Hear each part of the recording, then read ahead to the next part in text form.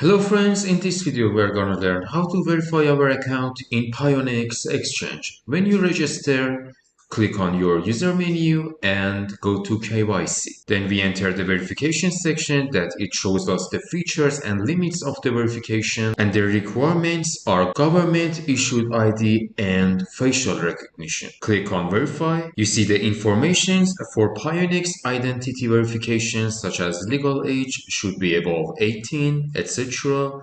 Then after checking the informations, click on start. We enter the thumbs up verification, click on continue.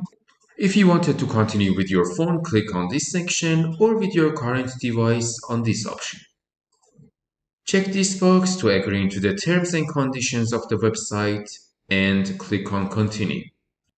Choose the country of residence plus the document that you want to upload, which you can choose between passport, driving license, ID card, and residence permit.